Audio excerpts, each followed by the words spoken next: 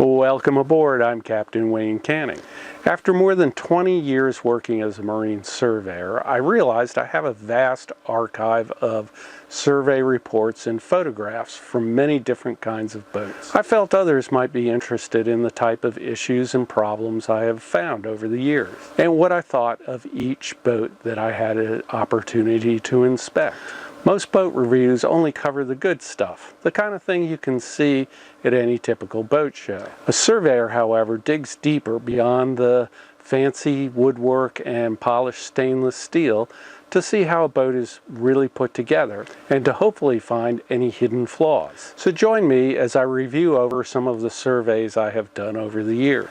Hopefully you will learn how to spot hidden problems that most overlook, along with what makes a really good boat. In this survey review video, I'm going to be talking about a Sea Ray 340 Sundancer. This particular boat we're looking at is a 2006 model year with twin Mercury 370 horsepower engines with a V-drive setup. This is fairly typical for the Sea Ray 340s. This is a fairly popular boat because it's a good size boat, not being too big or too small, and it's great for taking the kids or the grandkids out for a weekend cruising. However, like most boats, it's not without its problems and shortcomings. To follow along with me as we go over what I found wrong with this particular boat and what I found right. A quick review of the exterior, and we can see that the boat is fairly versatile. It has a nice large foredeck, a fairly large cockpit with canvas enclosure, and a nice wide swim platform. This makes it a comfortable boat for a family of 4 to 6. Down below, we can see the interior is fairly spacious for a 34-foot boat, with a nice large island-type V-berth, a fairly well-equipped galley to port, and seating to starboard. There's also a double berth aft underneath the cockpit, which would be great for the kids or grandkids to sleep in on a weekend cruise. It's also equipped with a wet head, meaning there is no separate shower, although you can shower using the telephone style faucet. The entire cockpit floor is hinged with an electric lift system that allows good access to both engines as well as access to other systems. We can see there's a generator on board this particular boat. And looking in the engine compartment, we can see this boat appears to be fairly well maintained. But appearances can be a little bit deceiving, as there were some problems we encountered while doing the survey. Here's a closer look at the generator. Before we get too in-depth into what I found wrong on this particular boat, let's take a quick look at how these boats are built.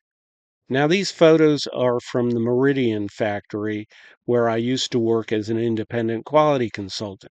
But the Meridians are built very similar to the way the Sea Rays are built. Both these boats are built by Brunswick Marine. So they share a lot of the engineering information and methods. As can be seen in this photograph, a lot of the interior is constructed out of plywood that has been glassed over. This gives a good, solid interior structure, but one has to be aware that this plywood can rot and cause structural problems if moisture gets in between the fiberglass and the plywood. This is something to be aware of if you're looking at buying one of these boats. This is an image of the underside of the deck. This is important to take a look at because we can see these square or rectangular panels here are where the balsa coring has been installed in the deck. Balsa coring is when they use balsa in between two layers of fiberglass. This stiffens the panel, making the deck feel solid underfoot. However, if moisture gets in between the fiberglass and the balsa wood, this can cause the balsa to rot out. This image shows just how bad it can get when water gets into the deck and starts to rot the balsa out. This is important to understand if you're thinking about buying one of these boats, because this can be an area where real problems can be found. Like most production boats of this class, most of the systems are installed before the deck ever goes down on the boat. Here we can see the plywood stringers covered with fiberglass. It's important to understand how this is built so that you know to look for particular problems in these areas. If the stringers get moisture inside of them or delamination, it can weaken the structure of the boat. Fortunately, on the boat we're looking at today, I did not find any issues within the stringers. However, I have looked at some Sea Rays that have had problems there. Here we see the deck upside down, just out of the mold as the workers start to prep it to be flipped over and ready to be set on to the boat. Most of the systems and equipment are installed on the deck prior to setting it on the hull. In this image, we can see the hull waiting to receive the deck in the background. With a little better understanding about how these boats are built, we can start taking a closer look at some of the issues I found on this particular boat. There was some above average moisture noted in the deck just below some of the hatches on the foredeck. Now, when I say above average moisture, usually I'm taking a reading around most of the deck. If it's all reading around 10% and then I hit a spot that shows 20, 30, 40%, that's what I consider above average and could be an indication of a problem. As mentioned earlier, we really don't want any moisture getting into the balsa coring. This is something you want to be careful about and check carefully on any boat you might be looking to purchase. Although this particular photograph is showing some sloppy wiring that I noted on board the boat, it also shows one of the stringers that the engine is mounted to. Again, this is a plywood cord stringer. So when inspecting one of these boats, you want to tap this out, make sure it doesn't sound hollow, and you're going to want to use a moisture meter on these stringers to make sure that there is no moisture inside the stringer itself. This image shows a badly dry rotted waste system hose. And this is something I've found wrong on a lot of the Sea Rays I've looked at over the years. Not sure exactly why it is. I contacted the hose manufacturer once, and they were blaming the generator putting out ozone in the engine compartment.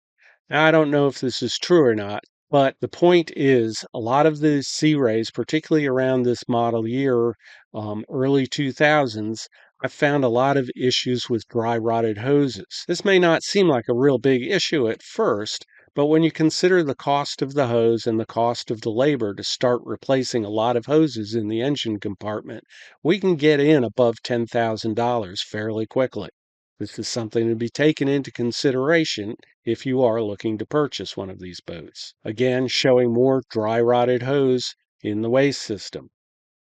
Generator intake. This is the kind of dry rot that could lead to sinking your boat. So you want to be careful. These hoses need to be changed out, and soon. Another image of the generator raw water intake hose getting ready to split open where it goes into the generator. More dry rotted hose. As you can see, there's a lot of dry rotted hose in this bilge, and it can get expensive to replace it all. A small leak was noted up forward under the V-berth. Although not appearing to be serious, leaks can be a nuisance that can cause bigger problems down the road.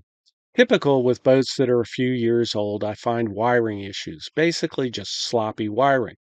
This image is showing the wiring in the chain locker, and you can see the chain is almost getting fouled up in these wires. Now, if you start running that windlass and that chain snags hold of a wire, it could pull the wire into the operating system of the windlass and create a short or fire. Another view of the wiring, and you can see much of it is down here close to where the chain and the rope are. These wires could easily get caught in a loop of chain or rope. So you want to make sure that the wiring in your anchor locker is secured up and out of the way and will not get caught in any rope or chain. Again, some loose and unsecured wiring underneath the helm. A lot of this is aftermarket wiring, but some of this actually appears to be sloppy wiring from the factory. Some of the exterior caulking on this boat was beginning to fail due to age, as can be seen here. Although these gas engines can give good performance, they do have an Achilles heel, and one that you really need to pay attention to. One of the weaknesses on these mercury gas engines are the exhaust manifolds. They're made from cast iron, and they do have a problem with rusting out and leaking into the engine. Mercury Marine recommends you change out your exhaust manifolds every 3 years, and I must say I have to agree with this. The problem is there's really no way to inspect the inside of these manifolds to tell if they're rusted or getting ready to leak into the engine. And if they do leak into the engine, they can cause the engine to seize up or rust out on the inside, which is going to require a replacement of the entire engine block.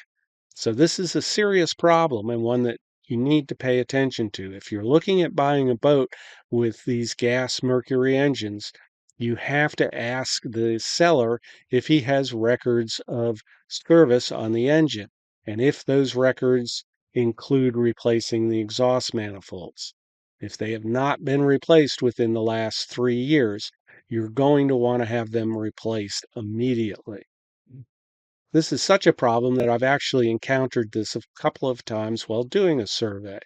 One time, the boat started up, ran fine. We did the sea trials. Everything ran great. When we got to the marina to haul the boat out, we had to shut down the engines and wait for the travel lift.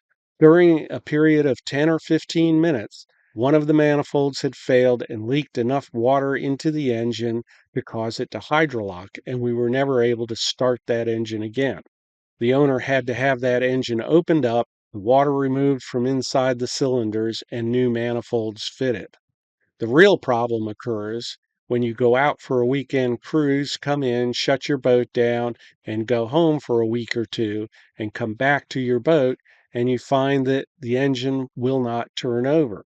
Just a little bit of water dripping into the cylinders can cause rust and damage to the piston. And the only way to really fix this is to get a new engine. I've talked to many mechanics about this, and I've been told the only real way to inspect this is to take the exhaust manifolds off. And by the time you've gone to the trouble and effort to remove the exhaust manifolds, you might as well put new ones back on. So if you're thinking of buying any boat with the mercury gas engines in it, make sure that the manifolds have been replaced recently. Another issue I found on this particular boat were the shaft seals. This particular type of seal is what is commonly referred to as a dripless type seal. And this particular one is a lip seal. It's sort of like the rubber seal that you have on your main crankshaft on your engine. As can be seen in this picture, this collar fitted around the shaft just forward of the seal is for a spare seal. You can remove this cover, cut the old seal out, and slide the spare seal back down into position.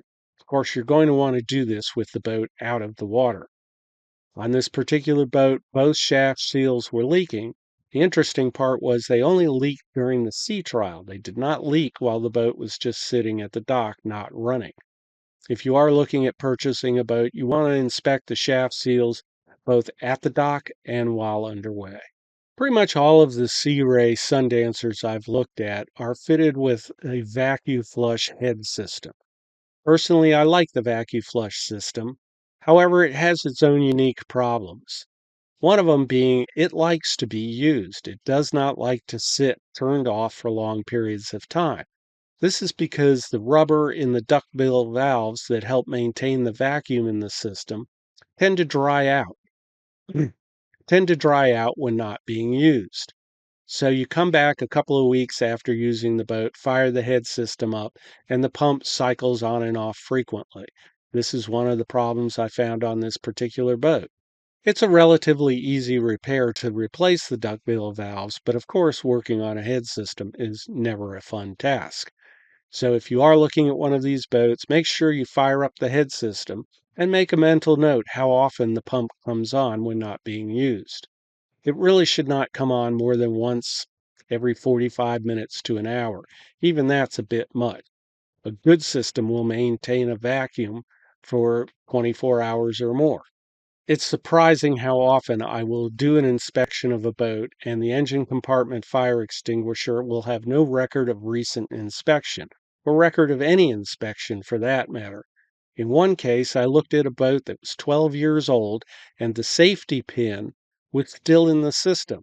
The safety pin is put in place when the unit is being installed in the boat so that the installer doesn't accidentally discharge it. However, in that particular case, the installer had never removed the safety pin. So in 12 years of use of that boat, the owner assumed he had an operational fire extinguisher system, when in reality he did not. These systems should be inspected at least once a year. Smaller units like this can be removed and taken to a fire extinguisher company for checking. Basically, they just weigh it and make sure it has enough extinguishing agent within the bottle. You can, of course, always find somebody to come down to the boat to inspect the system as well, although this will cost a bit more.